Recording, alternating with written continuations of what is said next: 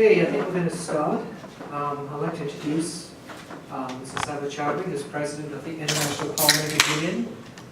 Just to let you know, we're a small audience, but hopefully through the devices of videotapes, we're going to be reaching a lot more people, over thousands actually, who listen to CIPS broadcasts. So feel free to ask questions and perform for the cameras too when we get to the question period. Okay, Mr. Saber Chowdhury is a distinguished politician with an extremely impressive track record of public service in Bangladesh and an extensive experience in inter-parliamentary relations. He is the 28th president of the Inter-Parliamentary Union. Prior to his election, he served as the president of the IPU's Standing Committee on Peace and International Security, and as you will hear, it's a key interest of his, and briefly as a member of the IPU's Standing Committee on the United Nations Affairs. As IPU president, he's also a member of the high-level group, Every Woman and Every Child, a global movement to champion the health of women, children, and adolescents, led by the UN Secretary General. The group's members comprise leaders from governments around the world, the international business community, philanthropists, and prominent young people. He began his career as an entrepreneur. Mr. Chowdhury embraced full-time politics in 1996 and has been prominent in the enactment of groundbreaking legislation through private members' bills, such as the repeal of the Lepers Act, which was instrumental in integrating the lepers into society. As a former prisoner of conscience, he was subjected to detention and custodial violence, and he's tabled a private member's bill in Bangladesh's parliament in accordance with the provisions of the United Nations Convention Against Torture and other cruel, inhuman, and degrading treatment and punishment, which was adopted as the Torture and Custodial Death Act in 2013. He's also got a successful constitutional amendment aimed at protecting the environment and biodiversity. Wow, fully Canada could do that. He has pioneered community initiatives on issues such as healthcare, tobacco control, youth employment, self-employment schemes, urban microcredit for women, and legal aid. He served as Deputy Minister of Ports and Shipping and later as Deputy Minister for Local Government and Rural Development, one of Bangladesh's largest development ministries. Much of his political efforts has focused at the IPU and in other places on climate change, disaster reduction, risk reduction, nuclear non-proliferation and disarmament, sustainable development, and the post-2015 development agenda. He has co-authored a joint parliamentary inquiry on climate change, equity by the Parliament of Bangladesh and the United Kingdom, a worldwide first in inter-parliamentary cooperation and networking. I could go on because he's got an amazing CV, but I'm going to end by saying Mr. Chowdhury is a graduate of the University of London School of Oriental and African Studies and holds a joint honours degree in economics and politics. He's also received a law diploma from the University of Westminster in the United Kingdom. Mr. Chowdhury, I give you the floor. Thank you very much. Thank you very much, Arun, and it's wonderful to be here, and that too on a very beautiful day. I was at the Parliament yesterday and it was raining, and we were wondering about what the weather was going to be like today. Thank you for those very kind words. Let me get straight to the point, because I'm also keeping an eye on the work. So what I thought I would do today, and I would like this to be interactive as well, not just speak on various aspects, but briefly to speak about the Inter-Parliamentary Union, of which I'm the current president. I'm on a 3-year term, and my term expires in October.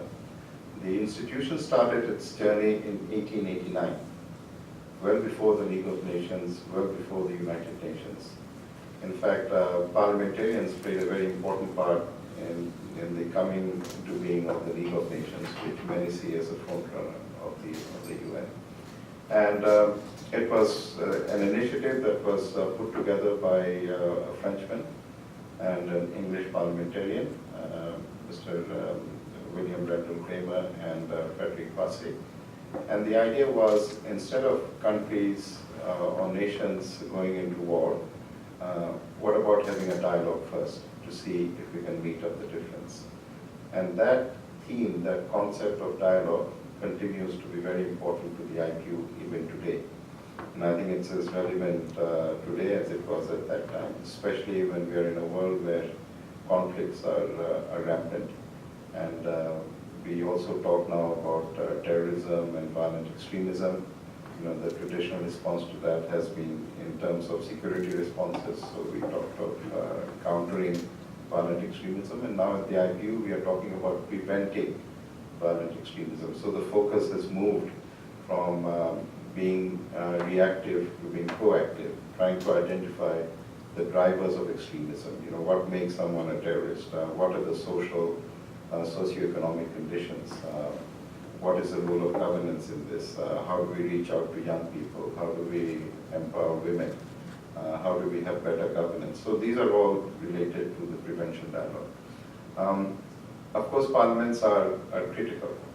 If you look at the new development agenda, for instance, that Errol mentioned. So if we look at our basic functions, whether it is legislation, whether it is appropriation of resources through the budgetary process, whether it be exercising robust oversight over the executive, ensuring there is policy coherence. So all of these, in fact, are basic functions of parliamentarians, which are, in fact, critical to the success of the new development agenda. And I know we can get very technical in terms of sustainable development goals, disaster risk reduction, climate change. And I quite often summarize it in terms of the 5 Ps. The first P is people, the centrality of people in that development agenda. So everything that we do is with the interest, the welfare and the well-being of people in mind. So the first P is people. The second P, which is now becoming increasingly important, is the issue of peace. Because without peace, there can be no sustainable development, and vice versa. So peace is essential. And for the first time, it's in fact articulated in the Sustainable Development Goals, Goal 16. The Sustainable Development Goals succeed the MDGs, the Millennium Development Goals. And this goal with regard to peace, with regard to inclusive societies, with regard to institutions that deliver, is what we in the IPU refer to as the governance goal. And we see all of the challenges in Agenda 2030 in terms of Goal 16. So we try and look at it through the prism, through the lens of governance.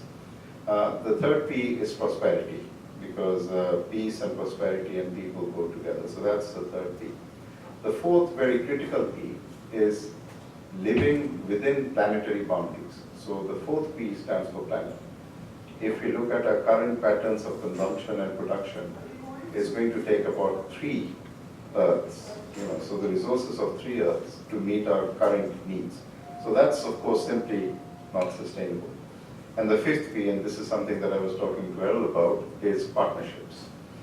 So partnerships within governments who tend to operate in silos. One part of the government doesn't know what the other is doing. They are very vertical, they're very compartmentalized. So you need partnerships within governments. You need partnerships across society. So the private sector, the NGOs, the think tanks, the academia, parliamentarians, they all have to be in a new vibrant partnership if we are going to fulfill this agenda. There is also what we refer to as coherence between the 2015 agreements at the UN level.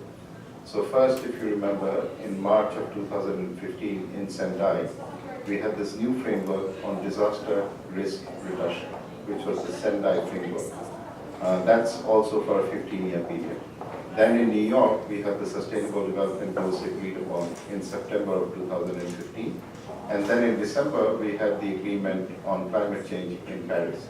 So together, these actually make up Agenda 2030. And it's important to see it as one framework with 3 distinct elements. And there is a lot of synergy, there's a lot of convergence between the 3. If I give you an example, let's say the case of Bangladesh, the country that I come from, and if you can visualize a map of the subcontinent, you see Bangladesh, and then on top of Bangladesh, you see the Himalayas, right? You have Nepal in the Himalayas.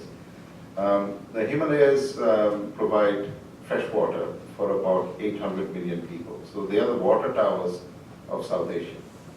With the increasing rise in temperature, you have glacial melt, which is far more than it has ever been. So in the short term, because the glaciers are melting at a faster rate, you're going to have more water, which is coming from the Himalayas, draining through Bangladesh into the Bay of Bengal. So flooding becomes a major issue because the rivers there are not able to handle this volume. So what has the government of Bangladesh done? It has dredged the rivers. So the rivers can actually hold more water. So it's adapting to climate change. Then the material that it has dredged, it is putting on either side in terms of raising and strengthening the level of the embankments. And the third aspect is you're planting trees. So this is a very classic example of disaster risk reduction and climate change adaptation coming together. So that's convergence, that's coherence. Just one disaster can wipe out the entire GDP of a country. In the case of Haiti, it was 120%. In the case of the small island developing countries, one disaster can put you back. So you can see the connection between disaster risk reduction, climate change, and sustainable development. And sustainable development is, of course, premised on the very aspirational, ambitious slogan of leaving no one behind. So, and for the first time, I think what is interesting about this new global agenda is that I think the world leaders have, one of course is a huge achievement. They've come together and they've been able to agree on the goals. Implementation, of course, is a separate challenge.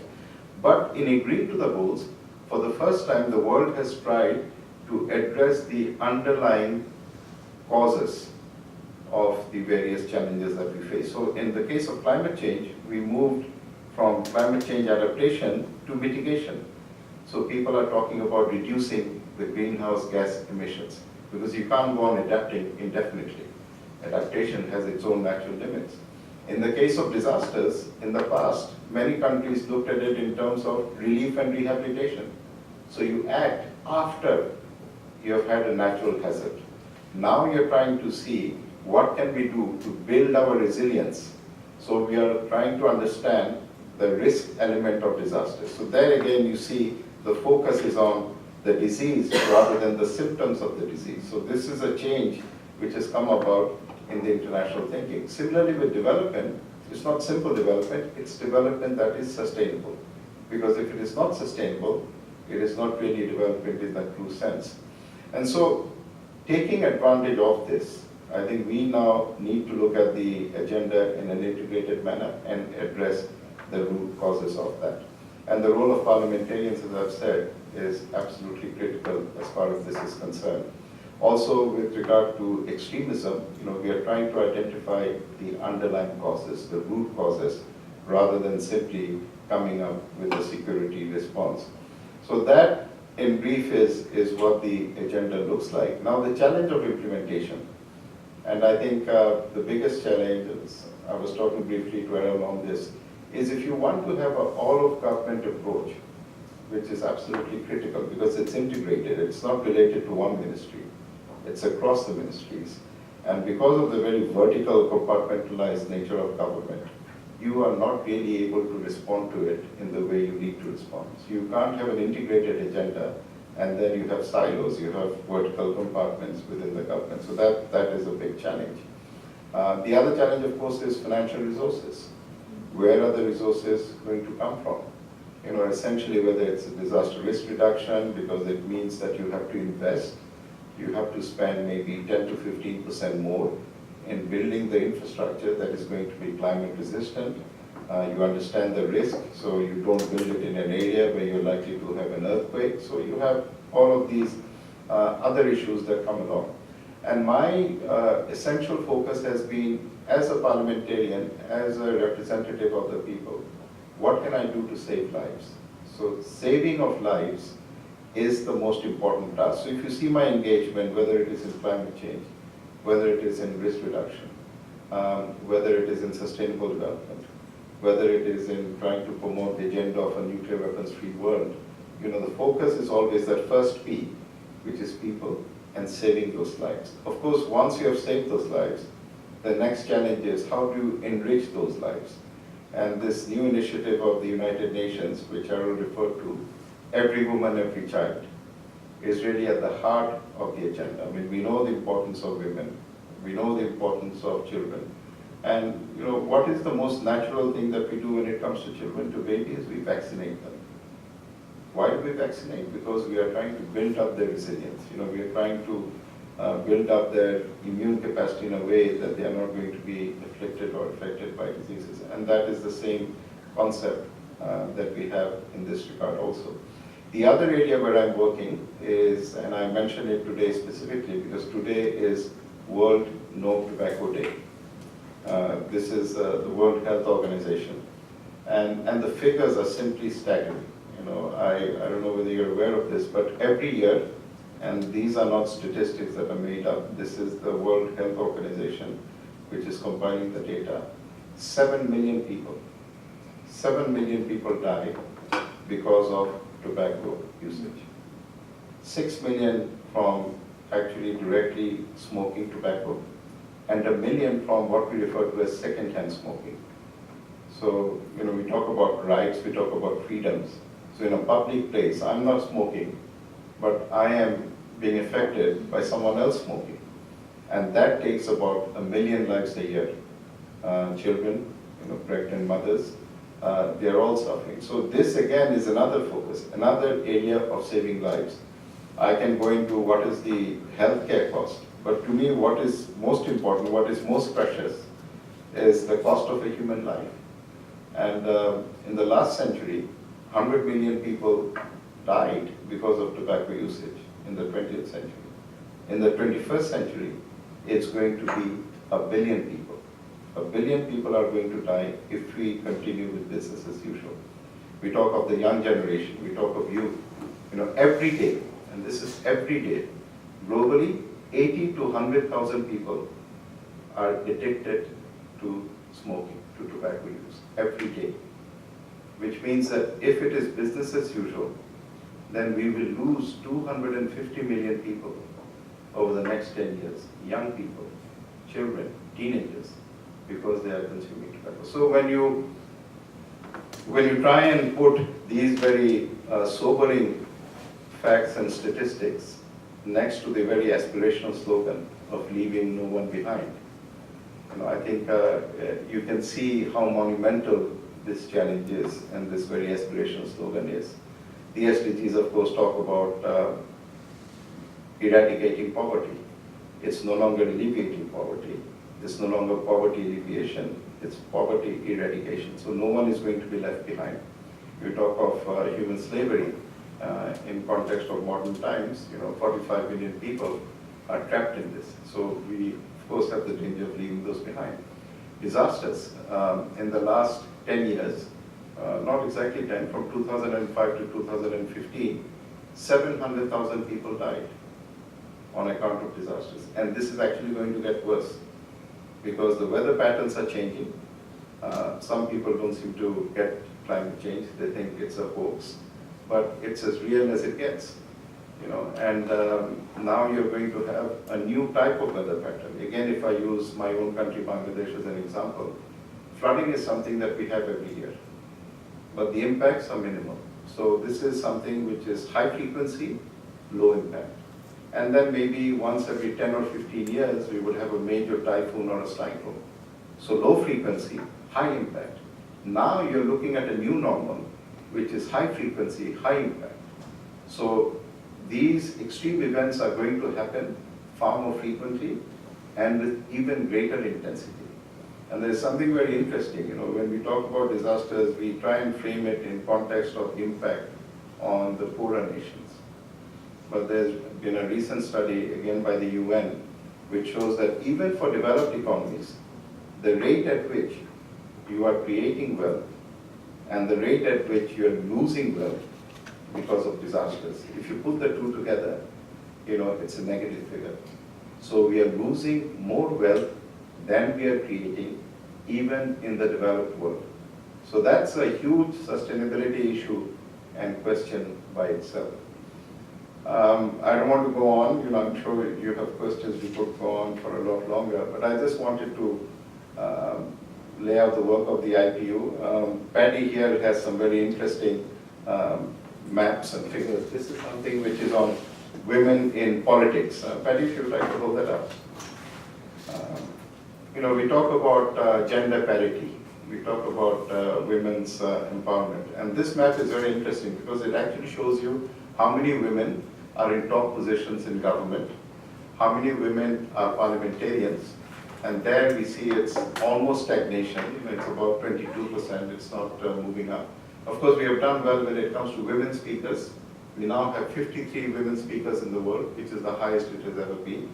But then when we look at positions in government, and this is a countrywide report, this is something which is very interesting. So women is, of course, a very important focus of the work of the IPU.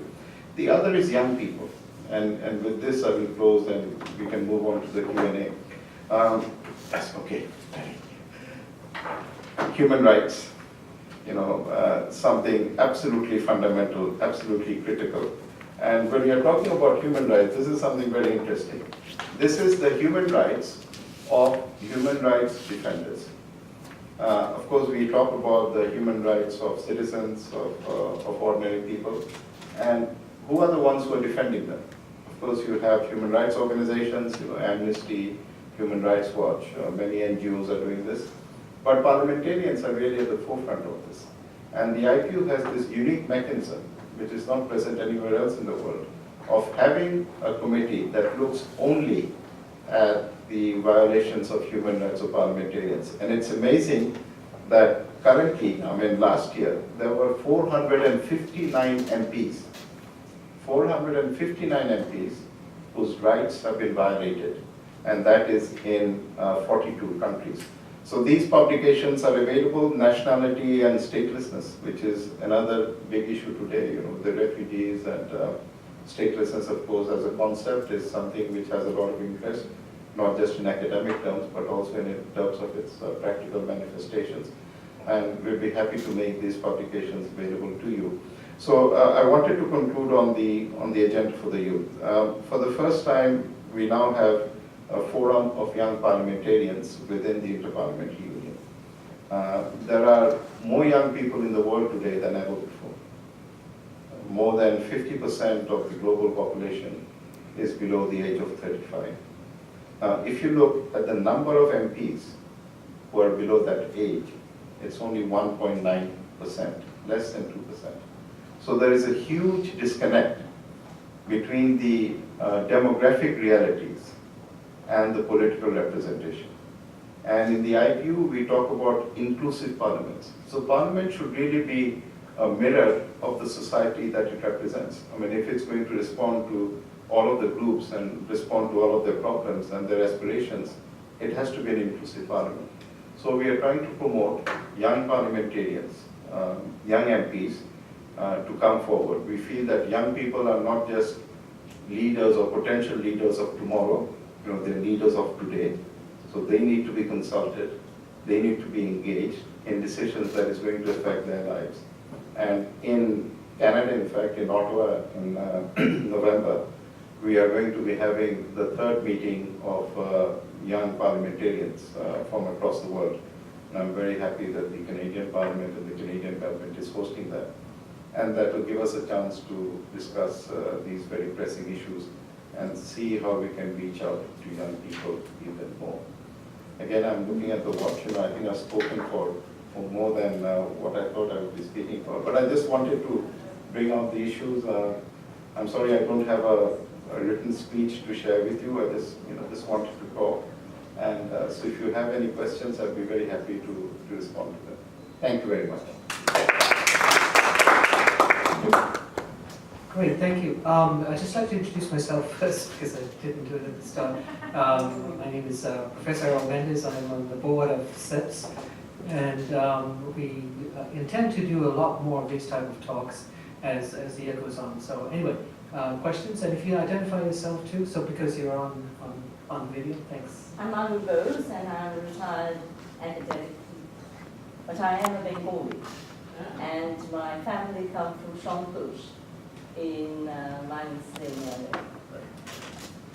And I've been to Bangladesh and also have the good fortune of teaching some of your bureaucrats, including Abdul Karim, who served as Sheikh Hasina's private secretary. So I just question, this has to do with the tobacco. What about the chewing of tobacco? smoking is very much a male thing, at least in Bangladesh. What about women who chew tobacco and put it in their bikinis? In fact, that's a very good question. Otta. Yes. We have, in Bangladesh, the first legislation was enacted in 2005. And then we had a follow-up legislation, which is not very usual because once you enact law, it sort of stays there forever. But we revisited that issue, and so we changed the definition of tobacco. So now tobacco is not just cigarettes; it's also bidi, it's chowdhury, it's all the other things that you're talking about. And so now at least we have the legal framework in place. And women are of course affected. I mean, if you look at the numbers, I mean, this is big. It's not just Bangladesh, also in India. And if you look at just South Asia, because we had an event which brought together the speakers of parliament from South Asia in Dhaka right after the SDGs were adopted. The number of people who die because of tobacco, with the wider description, is 1 million people. So 1 million people die, it's 1.2 million in fact, in South Asia every year on account of tobacco, whether it is chewing, whether it is smoking or consumption in other means. Hi, I was thinking about this before you came, and it sort of touches upon every theme that you brought up today, but this is the 5th year anniversary of the fire in Dhaka in the garment industry, and given that this is your home country, I was wondering if the IPU is pushing the agendas of, stopping the fast fashion or having higher standards in the garment industry, or if you guys were tackling this issue at all. At the IPU level, because we are fully on board as far as the agenda of resilience is concerned. I mean, this is something that we talk about. Of course, we talk about the one framework.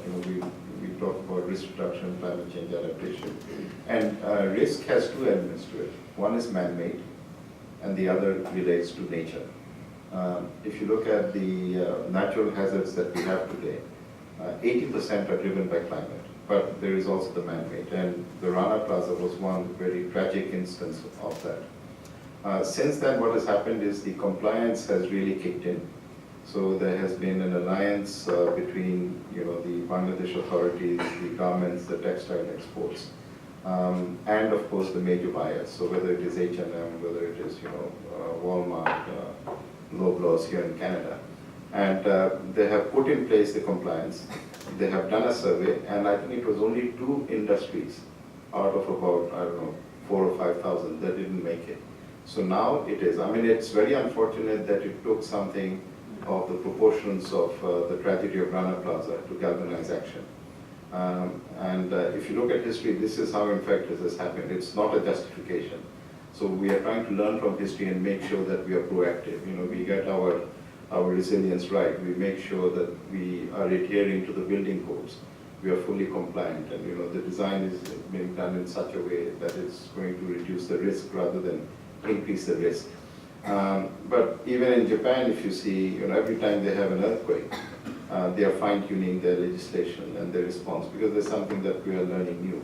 But hopefully, that is a very sad and tragic part of our history, and we have closed that chapter.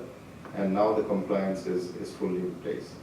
Is there, sorry, I just have to follow up, is there a fear, though, that if you are too compliant with the job, you just leave Bangladesh and they'll go somewhere else? No, I think the industry, and I commend them for that, and I think the industry and the government work very closely in that. And I think it was, no one really questioned that, and everyone cooperated, which is why it's successful. Because if the government was only driving for it, and the industry hadn't come forward, I don't think we would be where we are today.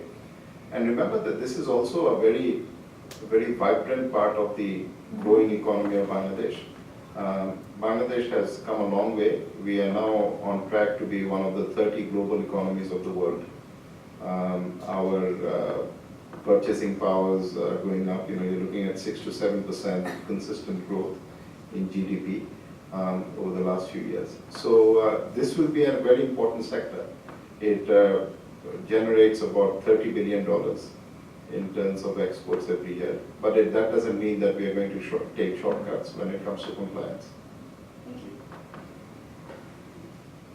Yeah, the IPU, I've talked about the resilience aspect which is there, and this is something that we are driving, especially with regard to the legislation aspect.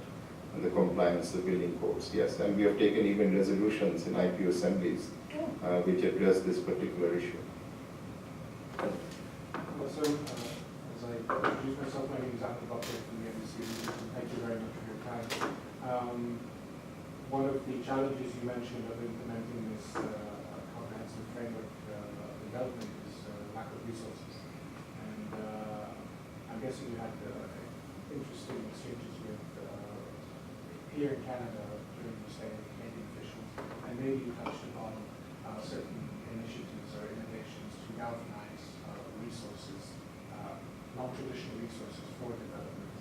And I'm asking the question, well, what sort of mechanisms you may have discussed with Canadian officials, especially in light of the fact that this year and perhaps in the short term as well, countries such as Canada will not increase their official development assistance. What countries do, in fact, is their own call, but we have discussed generally about the new policy which is going to be coming out. And I think that is fully in line with the new global agenda. The biggest challenge is going to be domestic resource mobilization. The biggest challenge is going to be domestic resource mobilization. And I think this is where the coherence, the avoidance of fragmentation, of duplication comes in. Because one, you're talking about additional resources, but I think the more pressing need to begin with is how can we ensure optimum utilization of the resources that we have. And if you are going to have three separate agendas, climate change, risk reduction, sustainable development, there will be fragmentation, there will be duplication, and there will be a loss of resources. So I think the first is that. So see how much more you can achieve with the funds that you already have. That's number one. Number two is going to be all of the countries have their own development plans. To what extent are you able to integrate the international agenda into your own development plan? Because remember, the Agenda 2030 is not legally binding. So what will make it important is actually buy-in of the national governments, ownership, and I think that's where MPs have a huge role to play. And when we talk about the SDGs, of course, one is the aspirational part, one is the goals, the targets, and the indicators, where we want to be in 2030. So I talked about poverty, you have goals relating to hunger, you have goals relating to ecosystems, oceans, climate change, resilient infrastructures, resilient cities, education, health. But how you get there, how each country will go there, is not in fact articulated. So the first thing that we talk about, the priority is to have your own national plan. You have to define the roadmap. You have to define your pathway that's going to take you from A to C. We know what C is and what it is, what it involves, but it doesn't define. So I think that's where your governance comes in. That's where the convergence in the agenda comes in. That's where the mutually reinforcing aspect comes in.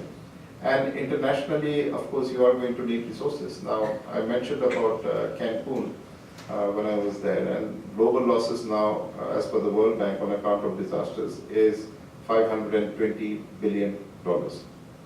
So on the one hand, you have to cut down on these losses, so these monies can then be spent on other tasks. So when I talk about the nuclear weapons agenda, nuclear weapons free world, look at the amount of money that we spend there. That money could be better spent in terms of infrastructure, in terms of hospitals. I also refer to partnerships. And a critical element here is the private sector. Because over the next 10, 15 years, the private sector will be investing 80% of the infrastructure will come from the private sector. So you really need to look at all of these flows of finance. There are pluses and minuses. When you talk about the private sector, they're always going to be driven to an extent by profit and bottom line considerations. So the certainty with private sector, if you're talking about adaptation, for instance, or risk reduction, resilient infrastructure, is not there. Of course, when you're talking about government funding, if, let's say for climate change adaptation, the global community has pledged $100 billion every year. So if it is going to come from government sources, then you have certainty of planning. So I think there will be, to an extent, some sort of gap in terms of what is needed and what you have available. But this is a process that the world is now committed to.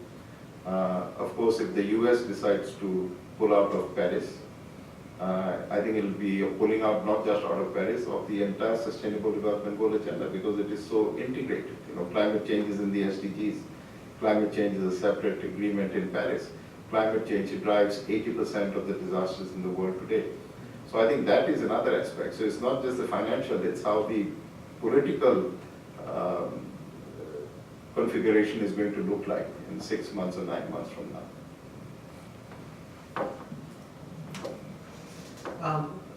I'll get to the last two questions, but I wanted to follow up from that last question and your answer to it.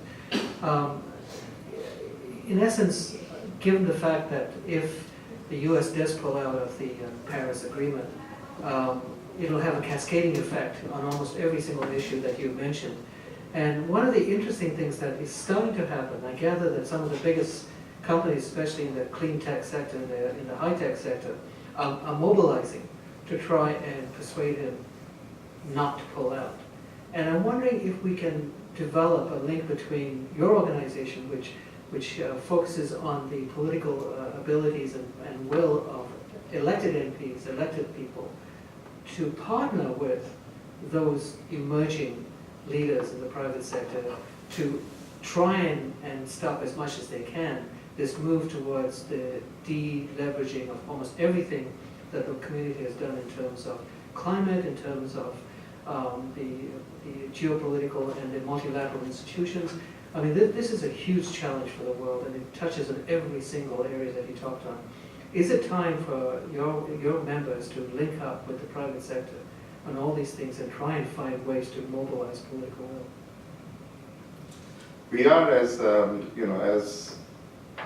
what differentiates, I suppose, the IPU and parliamentarians is, if you look at a canvas and you try to list all of the stakeholders, there are many, so private sector, NGOs, civil society organizations, the academia, think tanks. What sets the parliamentarians apart is they are actually constitutionally mandated to represent the people. So there is this constitutional mandate that gives legitimacy to our actions. But I think it also imposes responsibilities on us. Because we have to represent the entire society, and we talked of the all-of-government approach, you also need an all-of-society approach to respond to these.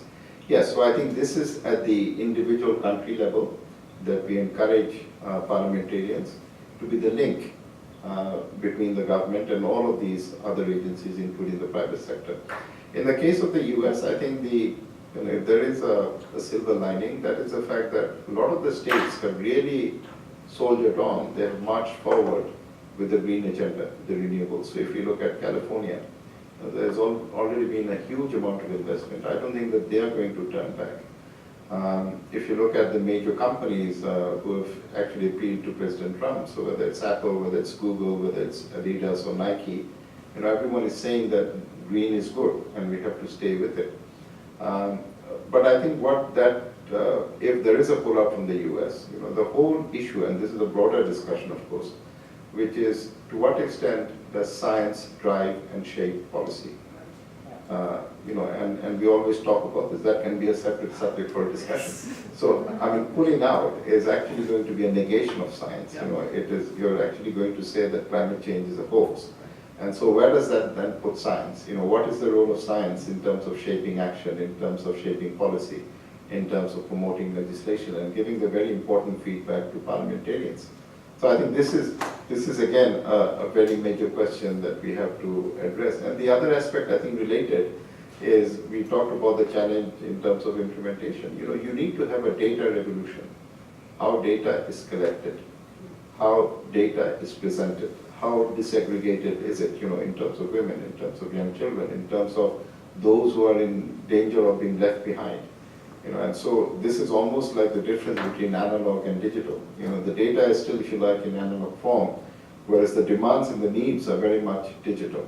And so unless that data is presented, how do you in fact monitor? How do you track? How do you benchmark where you are? And what is the role that we as parliamentarians can play in terms of oversight?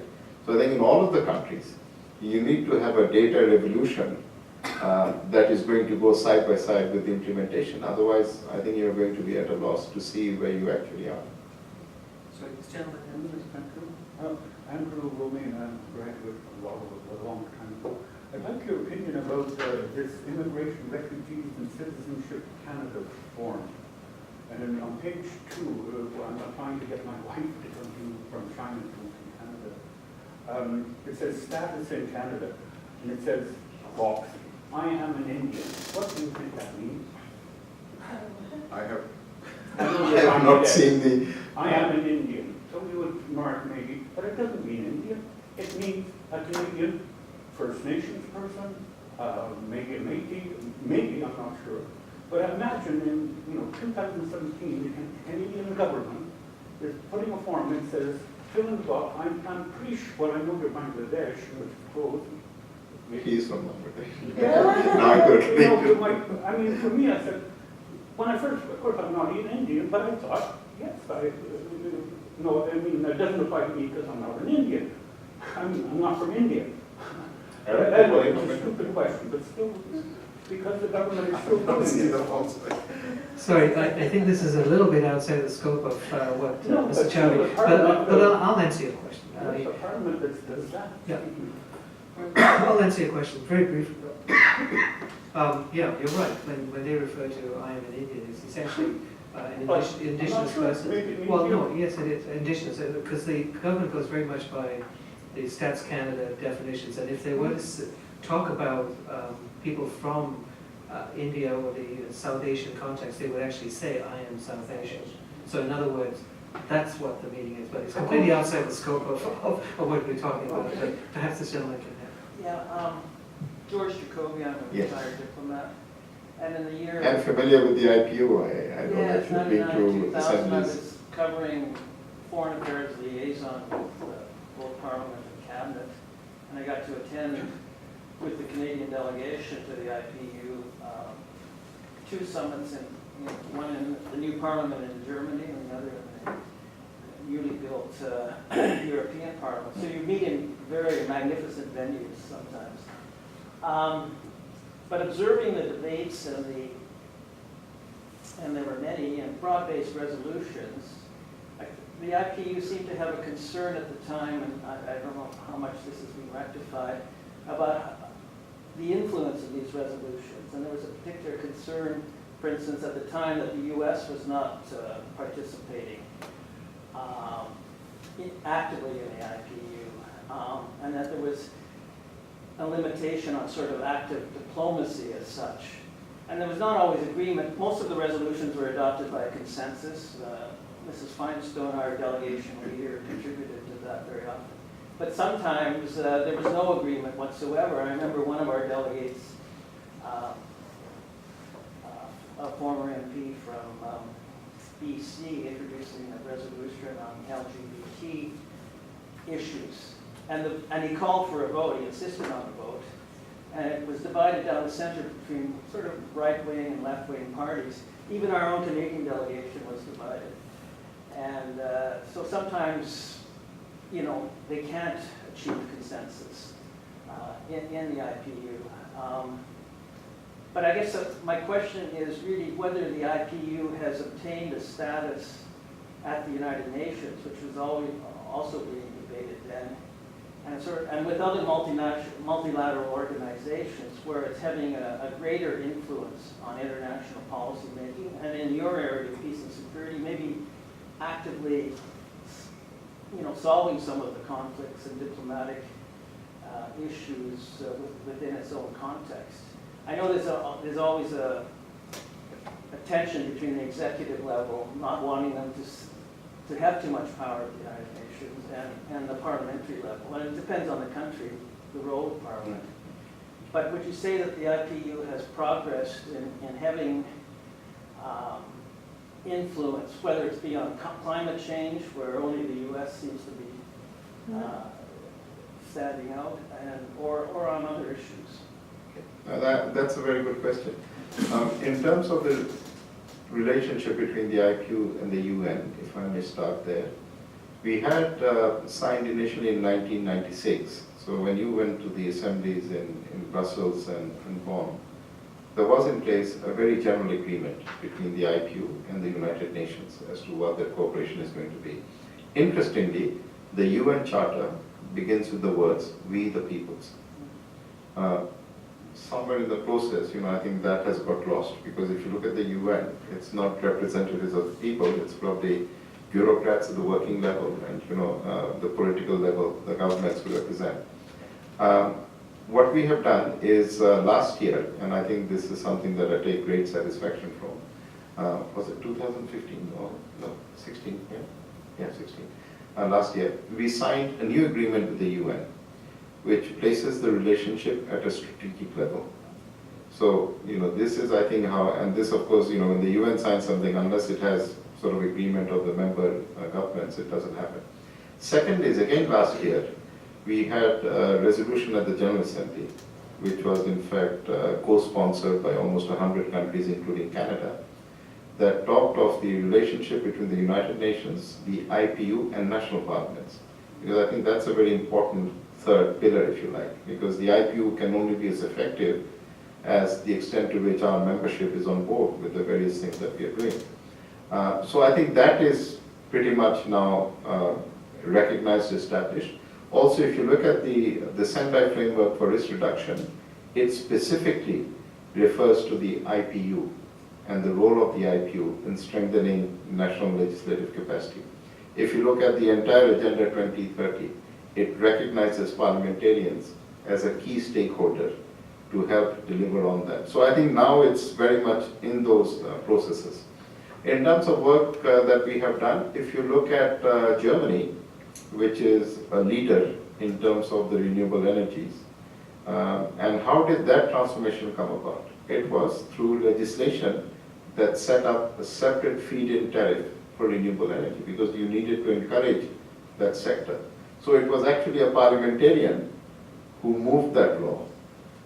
Even in Bangladesh now, we have legislation for renewable, and we are saying 10% of our total generation will have to come from renewable or green sources. So I think, yes, MPs are making a difference. The other area, in fact, which I think we will make a major difference is on the response to violent extremism. When you're looking at prevention, when you're looking at the drivers of extremism, when you're looking at push and pull factors, I think parliamentarians, whether it be governance, whether it be empowering young people, promoting gender-based societies, I think the role of parliamentarians is going to be absolutely critical. And I think the whole issue of parliamentary diplomacy is more relevant now than ever in the past. Our actual title is Inter-Parliamentary Union. So it is, the relationships that we promote within parliaments. And in terms of the resolutions that you referred to, you always need to strike a balance in terms of your approach. Are you going to be outcome-oriented or process-oriented? And in the IPU, of course, it's process, because it's not the imperative of a conclusion, it's the imperative of a dialogue. And I think dialogue, when you have that, is healthy. And we say that when governments stop talking, parliamentarians should continue. So to give you an example, our next assembly is going to be in St. Petersburg, in Russia, in the Russian Federation. And there are sanctions in place between Russia and some countries in Europe. One of our requirements is that when we have an assembly, anyone who wishes to take part as a parliamentarian must be allowed to take part. So, if you are not able to visit a country, how can you promote dialogue? So we got the Russians to agree to waive the sanctions, so parliamentarians can attend. Okay, yes, one final question. Go ahead. Mr. Chowdhury, I have a question about risk reduction and root causes of extremism. As you know, Bangladesh is often in the news as having had extremist confrontation with police, the holy arts and bakery. We have always received wisdom, always said that people who went to madrasas and were not well off, they were prime candidates for extremism. But I think the holy arms and bakery turned that on its head. So I was going to ask you and your work, ask you to touch on your work, to look at extremism in all its facets, especially preventive aspects. And on risk reduction? You also have a Yes. question on this? It's a question of risk reduction through your work in the IPU, and I assume also within your government. Yes, I think it's an unfortunate reality of life that you have instances of extremism now virtually everywhere. So the first thing we have to recognize is it's a global problem, and it's not linked or specified to Bangladesh. The traditional theory, as you say, was that it was madrasa education, it was individuals from a very poor background, so poverty was actually driving extremism. I don't think that's the case. And in fact, if you look at the IPU approach, that is actually trying to identify what are the root causes. In the case of Bangladesh, it was well-educated young people who had even been overseas. They've been to universities in Malaysia. They were attending the most expensive private institutions in Dhaka. They have come from families whose parents were very senior officials in the bureaucracy, or even very successful business people. So poverty drives extremism, perhaps in some cases, but this is not the only answer. I think we have to look at it overall. And I think the fundamental question is, what turns someone to become an extremist? Surely people are not born as an extremist. There is something that happens that triggers those thoughts. And whether it is, whether our governance could be better, whether we are failing to listen to young people. I think the internet is another area, this whole issue of cybersecurity, because that is a very dark world. And once you go there, that tends to be your companion and your soulmate, and one doesn't know. So I think these are various aspects which the government is now seriously looking at. So it's not just a countering, it's not just a security issue. The operations that you hear about now are really identification of sort of hideouts and dens that they're raiding. So I think the first thing, of course, is you try to identify the network and you try to disable that network. That's an immediate threat that you need to do. But that doesn't mean that you stop there. You really have to go into each of the cases. And I think the government is in the process of trying to identify them. And we as parliamentarians, we feel that we have a particular responsibility here. Because when you're talking about empowering young people, what does that actually mean? How do you give them a voice? How do you allocate resources? How do you look at your education system? Are you meeting their needs? There will always be issues. You're talking about 0.00001%, but even that is 0.0001 too many. So I think we need to be cautious. I think it's going to be a marathon rather than a 100-meter sprint. I don't think there are any quick fixes. And you really need society to be on board with what you're doing. I think that is very, very important. And the government must have that outreach, which they're sincerely trying. Previously we looked at it at the 3 Ds, denying them space, making sure they don't do this. But I think there also has to be a positive attribute. And also, those who have gone down that path and wish to come back, there should also be a door open for that. You can't close the door there. So it's how we look at prisons, do we look them as punishment centers, or do we look upon them as centers of rehabilitation? So I think it requires a completely new approach, and that's what we are hopefully saying in Bangladesh. So yes, we have the very strong zero tolerance, but there also has to be compassion where we try and reach out and have that understanding of what caused them to be what they are today in the first instance. Thank you very much. Before I give my official thanks on your behalf to Mr. Chowdhury, perhaps either you, Mr. Chowdhury, or Patty, you can, for the benefit of people who will be watching this through the video, is your websites, the addresses, etc. Would you want to just give? Yeah, our website is in fact very rich. It is now in 4 languages. So it's not just in English, we have it in French, we have it in Arabic, we have it in Spanish. Yep. And the website is www.ipu.org. So I think use it as a resource, because I think that is what it is.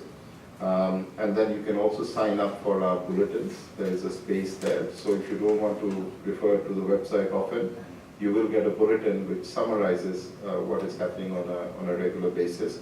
And of course, you have access to the maps, you have the leadership aspects, you have all of the information. And we have also recently launched, when we had our assembly in Bangladesh, IQTV.